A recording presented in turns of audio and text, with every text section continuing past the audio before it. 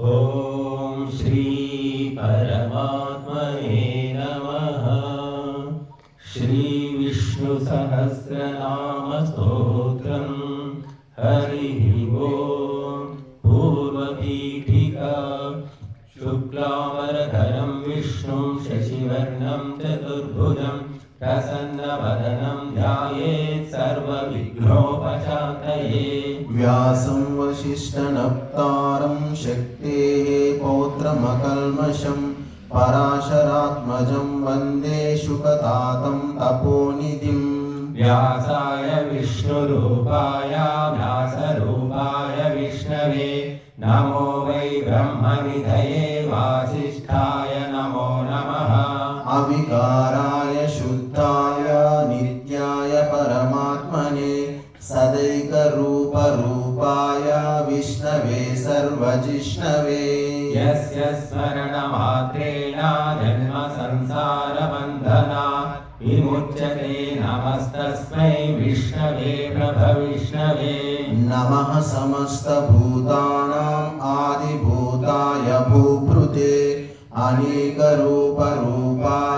विष्णवे प्रभविष्णवे। ॐ नमो विष्णवे प्रभविष्णवे। वैशम्पायन उवाच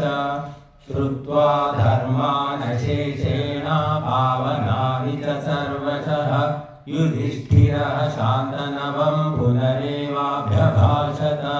किमेकं दैवतं लोके किं वाप्येकं परायणं स्तुवन्ताकं कमर्चन्तः प्राप्नुयुर्मानवाः शुभम्। को धर्मा सर्वधर्माणां भवतः परमो मतः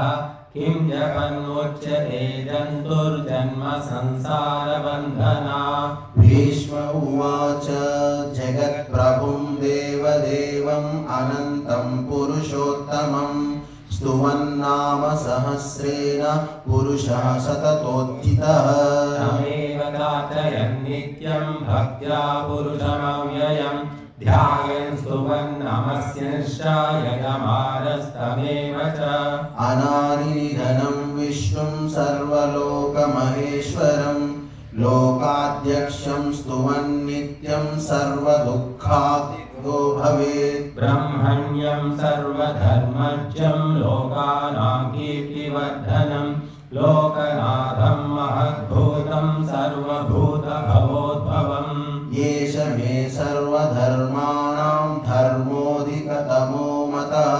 यद्भक्त्या पुण्डरीकाक्षं स्तवैरर्चेन्नरः सदा। परमं यो महत्तेजः परमं यो महत्तपः परमं यो महद्ब्रह्मा परमं यः परायणम्। पवित्राणां पवित्रं यो मङ्गलानां च मङ्गलं दैवतं देवतानां च भूतानां यो व्ययः पिता। यथा सर्वाणि भूतानि भवन्त्यादियुगागमे यस्मिंश्च प्रलयं यान्ति पुनरेव युगक्षये। तस्य लोकप्रधानस्य जगन्नाथस्य भूपते विष्णोर्नाम सहस्रं मे शृणु पापभयापहम्। यानि नामानि गौणानि विख्यातानि महात्मनः ऋषिभिः परिगीतानि तानि वक्ष्यामि भूतये। ऋषिर्नाम्नां सहस्रस्य वेदव्यासो महामुनिः छन्दोनुष्ठुप्तता देवो भगवान् देवकीसुतः। अमृतांशुद्भवो बीजं शक्तिर्देवकीनन्दनः त्रिसामा हृदयं तस्य शान्त्यर्थे विनियुज्यते। विष्णुं जिष्णुं महाविष्णुं प्रभविष्णुं महेश्वरम् अनेकरूपदैत्यान्तं नमामि पुरुषोत्तमम्। अस्य श्री विष्णो दिव्यसहस्रनामस्तोत्रमहामन्त्रस्य श्रीवेदव्यासो भगवान् ऋषिः अनुष्ठुप्छन्दः। श्रीमहाविष्णु परमात्मा श्रीमन्नारायणो देवता। अमृतांशुद्भवो भानुरिति बीजं देवकीनन्दनः। षष्ठेति शक्तिः उद्भव शोभनो देव इति परमो मन्त्रः। कीलकम् चार्लधन्वागदाधर इत्यस्त्रम् रथाङ्गपाणिरक्षोभ्य इति नेत्रम् त्रिसामासामगस्सामेति कवचम् आनन्दं परं ब्रह्मेति योनिः ऋतु सुदर्शनकाल इति दिग्बन्धः श्रीविश्वरूप इति ध्यानम् श्रीमहाविष्णुप्रीत्यर्थे सहस्रनामजपे विनियोगः ध्यानं क्षीरोधन्वत्प्रदेशे शुचिमणिविलसत् सैकदेवोक्तिकानां मालाक्लुप्तासन सनस्तता स्फटिकमणिनिभैर्मौक्तिकैर्मण्डिताङ्गः शुभ्रैरभ्रैदरभ्रैरुपरि विरचितैर्मुक्तपीयूषवर्षैः आनन्दीनः पुनीयात् हरिनलिनगदा शङ्खपाणिर्मुकुन्दः भूपादौ यस्य नाभिर्वियदसुरनिलश्चन्द्रसूर्यौ च नेत्रे कर्णावाशाः शिरोद्योर्मुखमभिदहनो यस्य वास्तेयमभिः अन्तस्थं यस्य विश्वं सुरनरखगो भोगिगन्धर्वदैत्यैः चित्रं रम्यते तं त्रिभुवनवपुषं विष्णुमीशं नमामि ॐ नमो भगवते वासुदेवाय शान्ताकारं भुजगशयनं पद्मनाभं सुरेशं विश्वाधारं गगनसदृशं मेघवर्णं शुभाङ्गं लक्ष्मीकान्तं कमलनयनं योगिवृद्ध्यानगम्यं वन्दे विष्णुं भवभयहरं सर्वलोकैकनाथं मेघश्यामं पीतकौशेयवासं श्रीवत्साङ्गं कौस्तुभोद्भासिताङ्गं पुण्योपेतं पुण्डरीकायदाक्षं विष्णुं वन्दे सर्वलोकैकनाथम् नमः समस्तभूतानाम् आदिभूताय भूभृते अनेकरूपरूपाय विष्णवे प्रभविष्णवे सशङ्खचक्रं सकिरीटकुण्डलं सपीतवस्त्रं सरसीरुहेक्षणं सहारवक्षस्थलशोभिकौस्तुभं नमामि विष्णुं शिरसा चतुर्भुजम् छायायां पारिजातस्य हेमसिंहासनोपरि आसीनमम्बुदश्यामम् आयताक्षमलङ्कृतम् चन्द्राननं चतुर्बाहुं श्रीवत्साङ्कितवक्षसं रुक्मिणी सत्यभामाभ्यां सहितं कृष्णमाश्रये ॐ विश्वं विष्णुर्वषट्कारो भूतभव्यभवत्प्रभुः भूतकृद्भूतभृद्भावो भूतात्मा भूतभावनः भूतात्मा परमात्मा च मुक्तानां परमागतिः अव्ययः पुरुषः साक्षी क्षेत्रज्ञोऽक्षर एव च योगो योगविदामेता प्रधानपुरुषेश्वरः नारसिंहवपुः श्रीमान् केशवः पुरुषोत्तमः सर्वः शर्वः शिवः स्थाणुभूतादिर्निरव्ययः सम्भवो भावनो भर्ता प्रभवः प्रभुरीश्वरः स्वयंभूः शम्भुरादित्यः पुष्कराक्षो महासनः अनादिनिधनो धाता विधाता धातुरुत्तमः अप्रमेयो ऋषिकेशः पद्मनाभोऽमरप्रभुः विश्वकर्मा मनुस्त्वष्टास्तविष्टास्तविरो ध्रुवः अग्राह्य शाश्वत कृष्णो लोहिताक्षाप्रदर्दनः प्रभूतस्त्रिककुब्धामा पवित्रं मङ्गलं परम् ईशानः प्राणदः प्राणो ज्येष्ठः श्रेष्ठः प्रजापतिः हिरण्यगर्भो भूगर्भो माधवो मधुसूदनः ईश्वरो विक्रमी धन्वी मेधावी विक्रमः क्रमः अनुत्तमो दुराधर्षः कृतज्ञः कृतिरात्मवान् सुरेशः शरणं शर्मा विश्वरेताः प्रजाभवः अहः संवत्सरो व्यालः प्रत्यय सर्वदर्शनः अजः सर्वेश्वर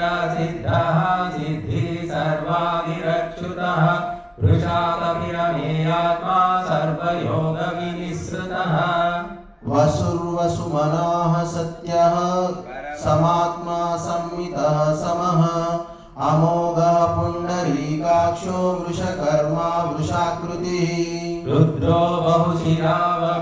बभ्रुर्विश्वयोनिषु चिश्रवाः अमृता शाश्वता स्थाणुः वरारोहो महातपाः सर्वगः सर्वविद्वानुः विश्वक्सेनो जनार्दनः वेदो वेद विदव्यङ्गो वेदाङ्गो वेदवित्तविः लोकाध्यक्ष सुराध्यक्षो धर्माध्यक्ष कृताकृतः चतुरात्मा चतुर्व्यूहः चतुर्दंश्चतुर्भुजः प्राजिष्णुर्भोजनं भोक्ता सहिष्णुर्जगदादिजः अनघो विजयो जेता विश्वयोनि पुनर्वसुः उपेन्द्रो वामनः प्रांशुः अमोघः शुचिरुदितः अतीन्द्रसङ्ग्रहः सर्गो धृतात्मा नियमो यमः वेद्यो वैद्यः सदा योगी वीरः माधवो मधुः अतीन्द्रियो महामायो महोत्साहो महाबलः महाबुद्धिर्महावीर्यो महाशक्तिर्महाद्युतिः अनिर्देशबभू श्रीमानमे आत्मा महाद्रिधृक् महेश्वासो महीभर्ता श्रीनिवासः सतां गतिः अनिरुद्ध सुरानन्दो गोविन्दो गोविदाम्पतिः मरीचिर्दमनो हंसः सुपर्णो भुजगौतमः हिरण्यनाभः सुतपाः पद्मनाभः प्रजापतिः अमृत्यो सर्वदृक्सिंहः सन्धाता सन्धिमान् स्थिरः अजो दुर्मर्शनः शास्ता विश्रुतात्मा सुरार्यः गुरुर्गुरुतमो धाम सत्य सत्यपराक्रमः निमिषो निमिषास्रग्नि वाचस्पतिरुदारधीः अग्रणीर्ग्रामणीः श्रीमान् न्यायो नेता समीरणः सहस्रमूर्धा विश्वात्मा सहस्राक्ष सहस्रपात् आवर्तनो निवृत्तात्मा संवृता सम्प्रमग्नः संवर्तको वह्निरनयो धरणीधरः सुप्रसादः प्रसन्नात्मा विश्वदृग्विश्वभुग्विभुः सत्कर्ता सत्कृतः साधुर्जह्नुरायणो नरः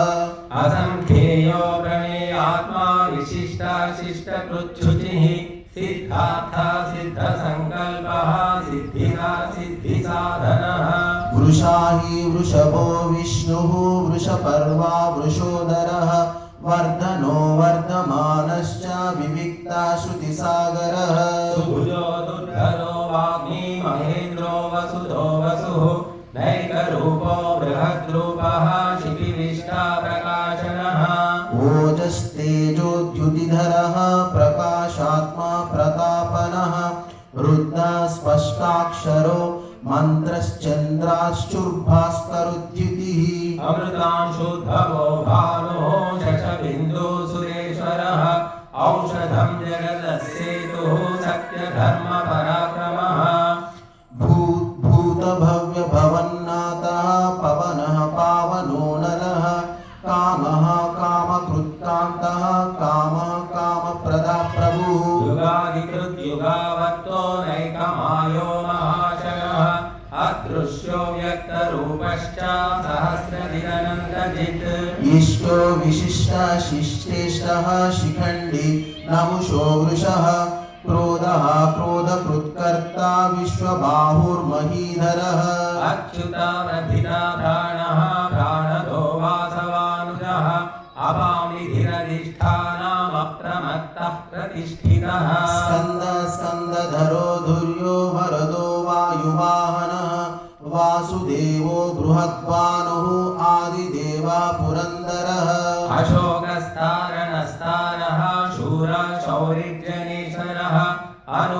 अनुकूलशतावर्तः पद्मी पद्मनिभेक्षणः पद्मनाभो रविधाक्षः पद्मगर्भः शरीरभृत् महर्षि रुद्धो वृद्धात्मा महाक्षो गरुडध्वजः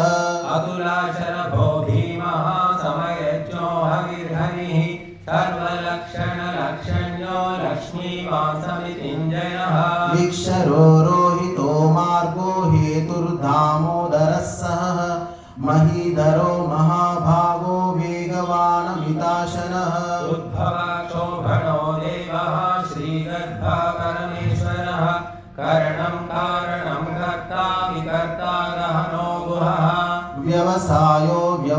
व्यवस्थानः संस्थानः स्थानदो ध्रुवः परग्दिरि परमस्पष्टः तुष्टः पुष्टः शुभेक्षरः रामो विरामो विरजो मार्गो नेयो नयोनयः वीरशक्तिमतां श्रेष्ठो धर्मो धर्मविदुत्तमः वैकुण्ठः पुरुषः प्राणः प्राणदः प्रणवः पृथुः हिरण्यगर्भः शत्रुघ्नो व्याप्तो वायुरधक्षोजः ऋतुसुदर्शनकालः परमेष्ठी परिग्रहः उग्र संवत्सरो दक्षो विश्रामो विश्वदक्षिणः ऋतुः सुदर्शनकालः परमेष्ठी परिग्रहः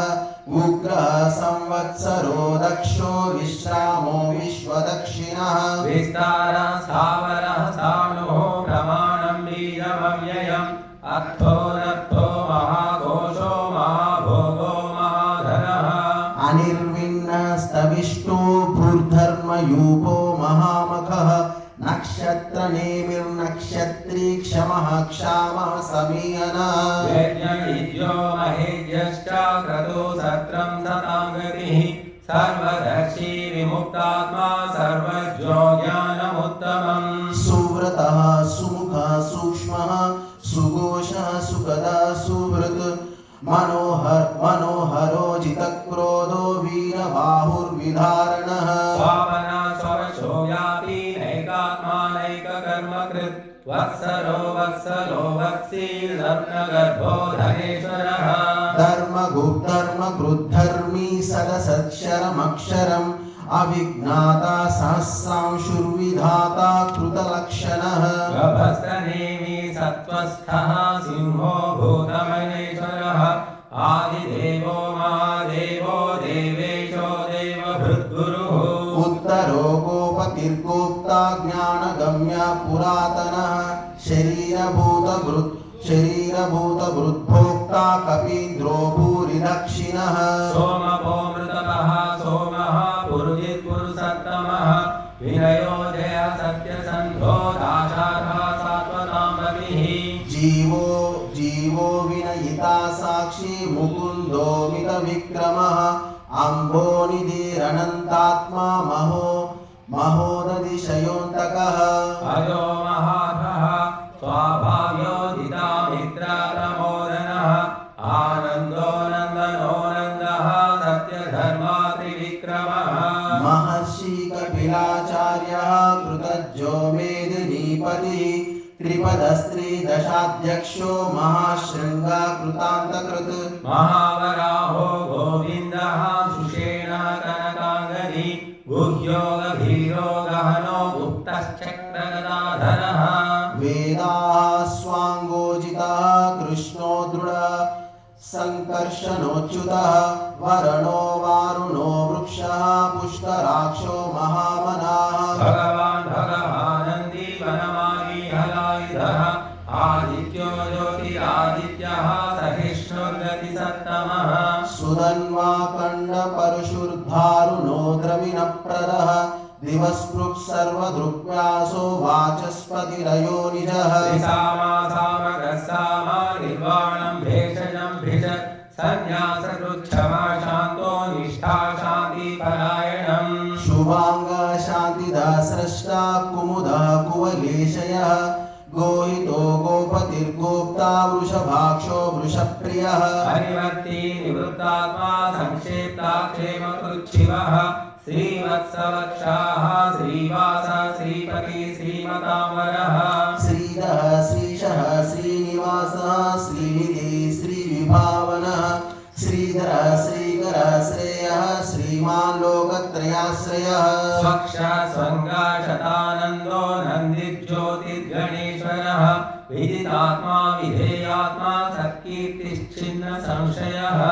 उदीर्णः सर्वतश्चक्षुः अनीशः शाश्वतस्थिरः भूषयो भूषणो भूतिर्विशोकनाशनः अर्चिष्मा रक्षिता कुम्भो विशुद्धात्मा विशोधनः अनिरुद्धो प्रतिरथः प्रद्युम्नो मितविक्रमः कालनेमिनिः वीरः शौरी शूरजनेश्वरः त्रिलोकात्मा त्रिलोकेशः केशव केशिहा हरिः कामदेवा कामपालः कामीकान्तः कृतागमः हरिदेशवपुर्विष्णुः वीरोऽनन्तो धनञ्जयः ब्रह्मण्यो ब्रह्मकृत् ब्रह्म ब्रह्म ब्रह्म विवर्धनः ब्रह्मविद्ब्राह्मणो ब्रह्मी ब्रह्मज्ञो ब्राह्मणप्रियः महाक्रमो महाकर्मा महातेजा महोरगः महाक्रतुर्महायज्वा महायज्ञो महाहविः स्तव्यः स्तवप्रियः स्तोत्रं स्तुति स्तोतारणप्रियः पूर्णः पूरयिता पुण्यः पुण्यकीर्तिरणामयः मनोजवस्तीर्थकरो वसुरेता वसुप्रदः वसुप्रदो वासुदेवो वसुर्वसुमनाहविः सद्गति सत्कृति सत्ता सद्भूति सत्परायणः शूरसेनो यदुश्रेष्ठः सन्निवास सुयामुनः भूतावासो वासुदेवः सर्वासुनिलयो नरः दर्पः दर्पदो दृप्तो दुर्धरो दापराजितः विश्वमूर्तिर्महामूर्तिः दीप्तमूर्तिरमूर्तिमान् अनेकमूर्तिरव्यक्तः शतमूर्तिशताननः एकोनैकः सवः कः किं यत्तत्पदमनुत्तमम् लोकबन्धुर्लोकनाथो माधवो भक्तवत्सलः सुवर्णवर्णो हेमाङ्गो वराङ्गश्चन्दनाङ्गदी वीरः विषमः शून्यो घृताशीरश्चलश्चलः अमानी मानदो मान्यो लोकस्वामी त्रिलोकधृक् सुमेधा मेधजो धन्यः सत्यमेधाधराधरः तेजो वृषो द्युतिधरः सर्वशस्त्रभृताम्बरः प्रग्रहो निग्रहो व्यग्रो नैकशृङ्गो गदाग्रजः चतुर्बाहुश्चतुर्व्यूहश्चतुर्गतिः चतुरात्मा चतुर्भावश्चतुर्वेद विवेकपात् समावर्तो निवृतात्मा दुर्जयो दुरतिक्रमः दुर्लभो दुर्गमो दुर्गो दुरावासो दुरारिः शुभांगो लोकसारङ्गः सुतन्तुस्तन्तुवर्धनः इन्द्रकर्मा महाकर्मा कृतकर्मा कृतागमः उद्भव सुन्दर सुन्दो रत्ननाभ सुलोचनः अर्को वाजसनः शृङ्गी जयन्त सर्वविजयी सुवर्णबिन्दुरक्षोभ्यः सर्ववागीश्वरेश्वरः महाह्रदो महागर्तो महाभूतो महानिधिः कुमुद कुन्दर कुन्दः पर्जन्य पावनो निरः अमृताशो मृतवपुः सर्वज्ञ सर्वतोमुखः सुलभः सुव्रता सिद्धः शत्रुधिच्छत्रुतापनः यक्रोधोदुम्बरोश्वत्थश्चाणूरान्ध्रनिषूदनः सहस्रार्ची सप्तजिह्वः सप्तैदाः सप्तवाहनः आमूर्तिरणगो चिन्त्यो भयकृद्भयनाशनः अणुर्बृहत्कृशः स्थूलो गुणभृन्निर्गुणो महा अद्भुता स्वद्भुता स्वास्यः प्राग्वंशो वंशवर्धनः भारभृद्गदितो योगी योगीश सर्वकामदः आश्रमश्रमणक्षामः सुपर्णो वायुवाहनः धनुर्धरो धनुर्वेदो दण्डो दमयितादमः अपराजित सर्वसहो नियन्ता नियमो यमः सत्त्ववान् सात्विकः सत्यः सत्यधर्मपरायणः अभिप्राय प्रियार्होर्हः प्रियकृत्प्रीतिवर्धनः विहाय सगतिर्ज्योतिः सुरुचिर्भुतभुग्विभुः रविर्विरोचन सूर्यः सवितारविलोचनः अनन्तो हुतभोक्ता सुगदो नैकजोग्रजः अनिर्विण्णः सदामर्षि लोकाधिष्ठानमद्भुतः सनातनतमः कपिल कपिरव्ययः स्वस्तिर स्वस्तिकृत् स्वस्ति स्वस्ति भुक् स्वस्ति दक्षिणः आरुद्रः कुण्डली चक्रे विक्रम्यूर्जितशासनः शब्दादिगः शब्दसः शिशिरः शर्वरीकरः अक्रूरापेशलो दक्षो दक्षिणाक्षमिणामरः विद्वत्तमो वीरभयः पुण्यश्रवणकीर्तनः उत्तरानो दुष्कृतिः पुण्यो दुःस्वप्ननाशनः वीरः रक्षणः सन्तो जीवना पर्यवस्थितः अनन्तरूपो अनन्तश्रीः कृतमन्युर्भयापमः चतुरस्रो गभीरात्मा विदिशो व्यादिशो दिशः अनादिर्भूर्भुवो लक्ष्मीः सुवीरो रुचिराङ्गदः जननो जनजन्मादिर्भीमो भीमपराक्रमः आधारनिलयो धाता पुष्पहासा प्रजागरः ऊर्ध्वगः सप्तधाचारः प्राणदा प्रणवः प्रणः प्रमाणं प्राणनिलयः प्राणभृत् प्राणजीवनः तत्त्वं तत्त्वविदेकात्मा जन्म मृत्युजरागतिः भूर्भुवस्रस्तरुस्तारः सविता प्रपितामहः यज्ञो यज्ञपतिर्यज्वा यज्ञाङ्गो यज्ञवाहनः यज्ञभृत्यज्ञकृत्यज्ञी यज्ञभुग्यज्ञसाधनः यज्ञान्तकृत्यज्ञगुह्यमन्नमन्नाद एव च आत्मयोनि स्वयं जातो वैखानसामगायनः देवकी नन्दन स्रष्टा क्षितीशा पापनाशनः शङ्खभृन्नन्दकी चक्री शारङ्गधन्वा गदाधरः रथाङ्गपाणिरक्षोभ्यः सर्वप्रहरणायुध ॐ नम इति वनमाली गणेशाङ्गी शङ्खी चक्री च नन्दकी श्रीमान्नारायणो विष्णुः वासुदेवोऽभिरक्षतु उत्तरपीठिका इतीदं कीर्तिनीयस्य केशवस्य महात्मनः नाम्नां सहस्रं दिव्यानामशेषेण प्रकीर्तितम् यैदं शृणुयात् नित्यं यश्चापि परिकीर्तये नाशुभं प्राप्नुयात् किञ्चित् सोमुद्रेह च मानवः वेदान्तगो ब्राह्मणः स्यात् क्षत्रियो विजयी भवेत् वैश्योधनसमृद्धः स्यात् शूद्रः सुखमवाप्नुयात् धर्माभिप्राप्नुयात् धर्मम् अर्थाभिजातमप्नुयात् कामानमाप्नुयात् कामी प्रजाभिप्राप्नुयात् प्रजाम् भक्तिमान्यः सरोत्ताय शुचिस्तद्गतमानसः सहस्रं वासुदेवस्य नाम्ना वेदत् प्रकीर्तयेत् यशा प्राप्नोति विपुलं ज्ञाति प्राधान्यमेव च अचलां श्रियमाप्नोति श्रेया प्राप्नोत्यनुत्तमम् न भयं क्वचिदाप्नोति वीर्यं तेजश्च विन्दति भवत्यरोगो द्युतिमान् फलरूपगुणान्वितः रोगातो मुच्यते रोगात् बद्धो मुच्येत बन्धनात् भयान्मुच्येत भीतस्तु मुच्येतापन्नापदः दुर्गान्यतिरत्याशु पुरुषोत्तमं स्तुवन्नाम सहस्रेण नित्यं भक्तिसमन्वितः वासुदेवाश्रयो मर्त्यो वासुदेवपरायणः सर्वपापविशुद्धात्मा याति ब्रह्म सनातनम् न वासुदेव भक्तानाम् अशुभं विद्यते क्वचित् जन्म मृत्युजरा व्याधिभयं नैवोपजायते एवं स्तवमधीयानः श्रद्धा भक्तिसमन्वितः युज्येतात्मसुखक्षान्ति श्रीधुतिस्मृतिकीर्तिभिः न क्रोधो न च मात्सर्यं न लोभो नाशुभामतिः भवन्ति कृतपुण्यानां भक्तानां पुरुषोत्तमे द्यौः सचन्द्रार्कनक्षत्राखं दिशो भूर्महो दधिः वासुदेवस्य वीर्येण विधृतानि महात्मनः ससुरासुरगन्धर्वं सयक्षोरगराक्षसं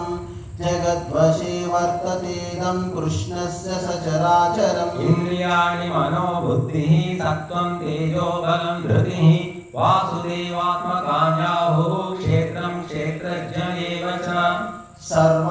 सर्वागमानमाचारः प्रथमं परिकल्पते आचारप्रभवो धर्मो धर्मस्य प्रभुरच्युतः ऋषया पितरो देवा महाभूतानि धातवः जङ्गमाजङ्गमं चेदं जगन्नारायणोद्भवम् योगो ज्ञानं तथा साङ्ख्यं विद्याः शिल्पादिकर्म च वेदाः शास्त्राणि विज्ञानमेतः सर्वं जनार्दनात् एको विष्णुर्महद्भूतं मृदद्भूतान्यशेषः त्रिलोकान् व्याप्य भूतात्मा भुङ्क्ते विश्वभुगव्ययः इमं स्तवं भगवतो विष्णोर्व्यासेन कीर्तितं पठेद्य इच्छेत् पुरुषः श्रेयः प्राप्तुं सुखानि च विश्वेश्वरमजं देवं जगता प्रभवाप्ययं भजन्ति ये पुष्कराक्षं न ते यान्ति पराभवम् ॐ नमः इति पद्मपत्र विशालाक्ष पद्मनाभ सुरोत्तम भक्तानामनुरक्तानां त्राता भव जनार्दन। श्री भगवानुवाच